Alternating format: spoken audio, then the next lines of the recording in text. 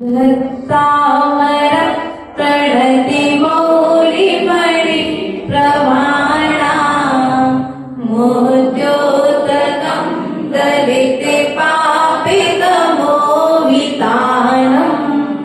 सम्यक् प्रणम्य जिने पादियुगं युगादा वालम्बनं भवजले पतितां जनानाम्। ओम। चलिए काव्य नंबर 15 निकाल लीजिए।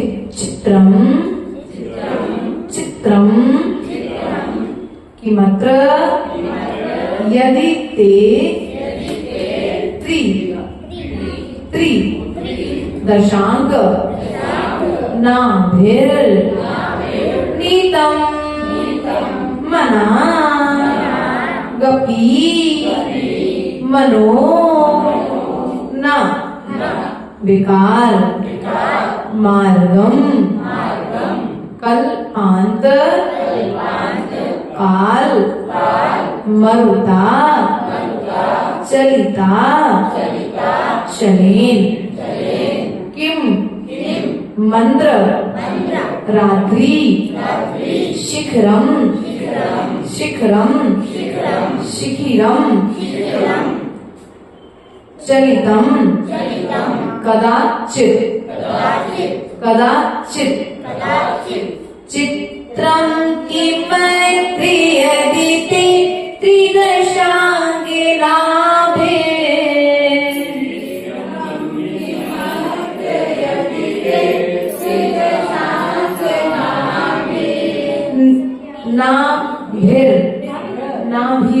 नाभिर चित्रं किमैत्री यदिते त्रिदशांगे लाभिर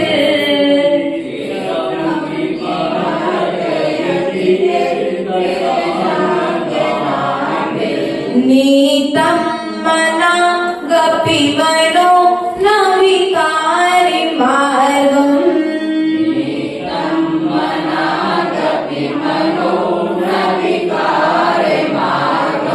कल्पान्ते काले मरुता चलिता चलेन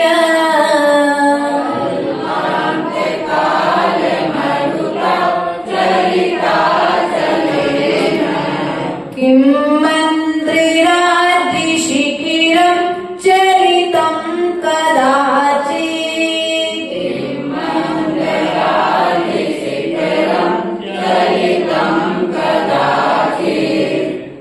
पढ़ के बन जाएगा। एक बार पढ़ के सुनाइए।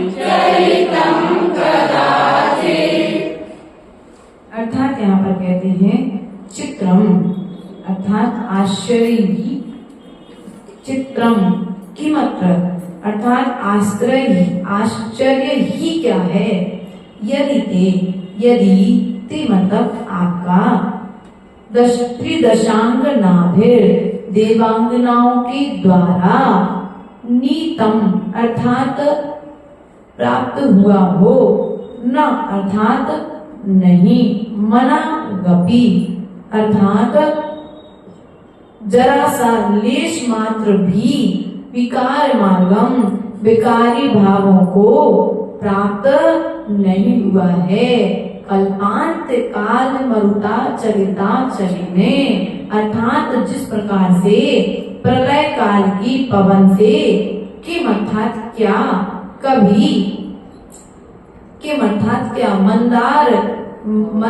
मंद्र रात्रि शिखरम अर्थात यहाँ पर कहते हैं सुमेरु पर्वत का शिखर चलितम चलायमान हुआ है क्या, हिलाया गया है क्या, नहीं हिलाया गया है। अर्थात उसी प्रकार से देवों के द्वारा, किसके द्वारा, देवों के द्वारा देवांगनाओं के द्वारा। ऐसा सुनते हैं ना, जब भगवान महावीर स्वामी साधना कर रहे थे तो उनके परीक्षा लेने के लिए स्वर्ग से एक देवी ने आकर के उनके ऊपर बहुत उपसर्ग किया, लेकिन फिर भी वो चलायमान अपनी साधना को छोड़ करके नहीं गए। उसी प्रकार से यहाँ पर कहते हैं, जिस प्रकार से यदि अर्थात जिस प्रकार ही नाथ प्रचंड पवन के द्वारा भी क्या सुमेरु पर्वत हिलाया जा सकता है क्या? अर्थात नहीं हिलाया जा सकता है। उसी प्रकार से आपको देवांगनाओं के द्वारा चलायमान नहीं किया जा सकता है। आपकी शक्ति अतुल है। क्या है? अतुल है। देवांगना आपके सामने कैसी भी सुंदर सुंदर देवियां आकर के बैठ जाएं, मनुष्य आकर के बैठ जाएं, लेकिन फिर भी आपका मन चलायमान नहीं होता है।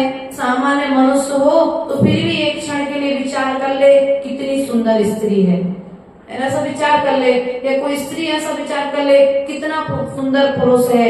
लेकिन ऐसे जो तीर्थंकर भगवान हैं, जो शील के धनी हैं, ऐसे भगवान कभी भी देवांगनाओं का निमित्त पा करके अपने मन से विचलित नहीं होते हैं, अपने वितराग भावों का त्याग नहीं करते हैं। उसी के बल पर, वे साधना के बल पर वितराग अवस्था को प्राप्त कर क्या हो जाते हैं? सिद्ध परम पद को प्राप्त कर लेते हैं।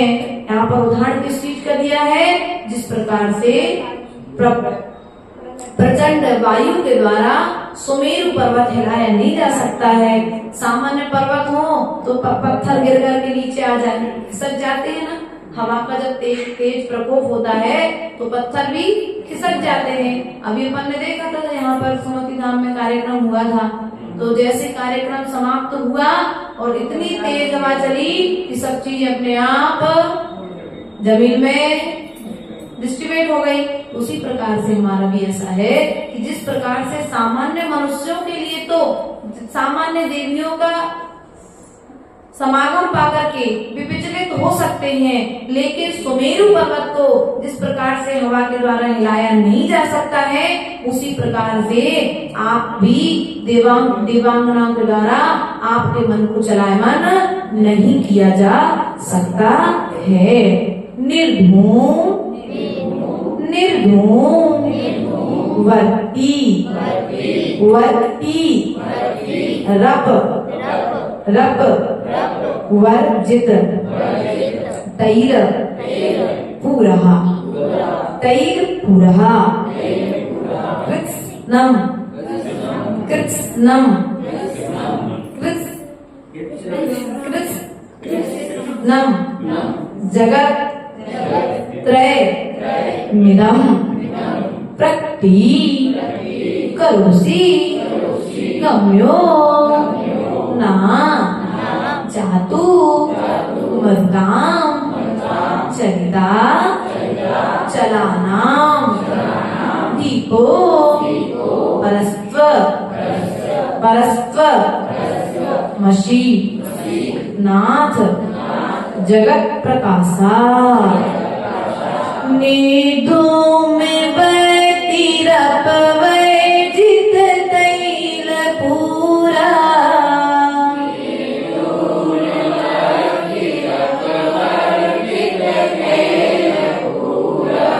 देखो रप या तो रप बोलो या फिर रप वर्जित जो बोल रहे पा को दो जने मत बोलो।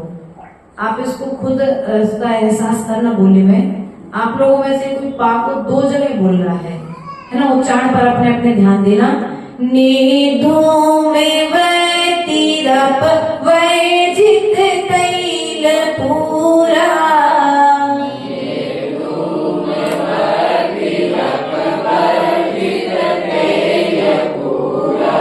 कृत्स्नम जगत त्रयमिदं प्रकटीकरोसि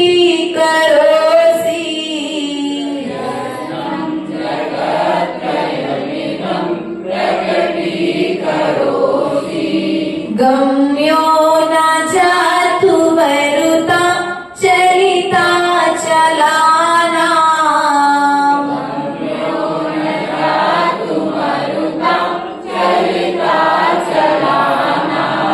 दीपो परस्त्वमशिनाथि जगत् प्रकाशा।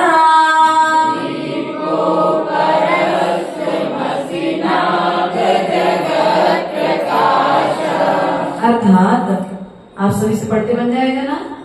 अभी उच्चारण कराएंगे एक साथ दोनों काव्यों के, उसके पूर्व अनुवाद देख लेते हैं। निर्धूम वर्ती रप वर्जित तैल पूरा, अर्थात निर्धूम वर्ती धुआं और वाती से रहित। किससे रहित? धुआं से और वाती से रहित। कभी दीपक देखा क्या आपने जिसमें धुआं भी ना हो बाती ना हो? बाती नहीं होगी तो धुआं नहीं होगा, और जब धुआं और बाती दोनों ही नहीं होंगे तो दीपक भी नहीं होगा। लेकिन फिर भी यहाँ पर कहते हैं धुआं और बाती से रहित, रप वर्जित तैल पूरा, और तेल के पूर से रहित हो। क्या हो? कि पूर से भी रहित हो। फिर भी कृत्स्नम अर्थात समस्त जगत त्रय तीनों जगत को प्रकटीकरोसी प्रकाशित करते हो। भगवान को दीपक की उपमा दी है। किसकी उपमा दी है भगवान को?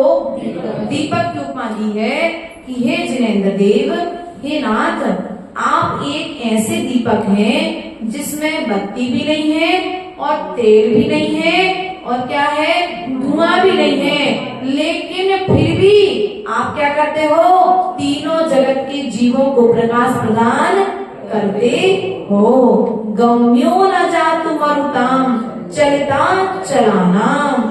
गम्य हो अर्थात बुझने योग्य, न अर्थात नहीं हो। मरुता वायु से भी क्या होते हो? जातु कदाचित भी बुझाने योग्य नहीं है। यदि अपन कोई दीपक जलाए भैया तो क्या हो जाएगा? हवा के संपर्क में आते ही वो दीपक बुझ जाएगा। लेकिन आप एक ऐसे दीपक हो कि आप वायु के प्रकोप से भी बुझाए नहीं जाते हो। चलिता चलानाम अर्थात अचल पर्वतों को चलायमान करने वाली। क्या? कैसी वायु? सामान्य वायु नहीं। यदि प्रचंड वायु भी चलाई जाए जो पर्वतों को चलायमान कर देती है, विनष्ट कर देती है, यदि ऐसी तेज वायु भी चलाई जाए तब भी दीपक बुझता नहीं। आप एक ऐसे दीपक हैं।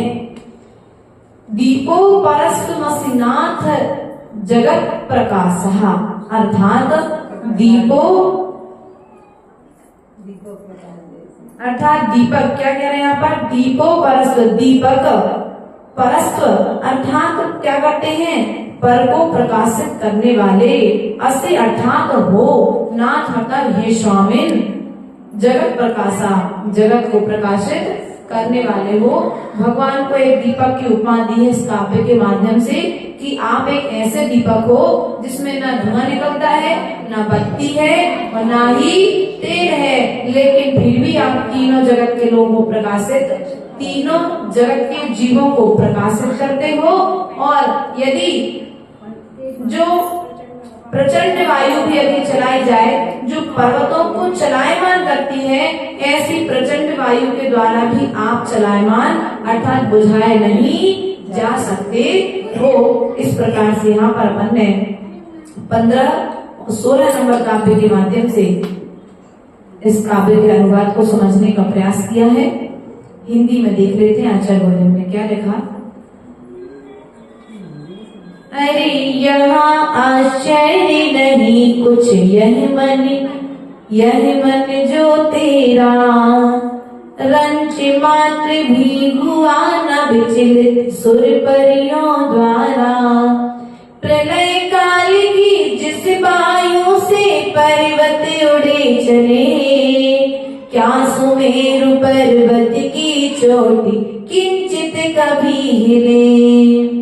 धूम बत्ती तेल रहत तुम अनुपम दीपक हो, विश्व प्रकाशित करने वाले चिन्मय दीपक हो।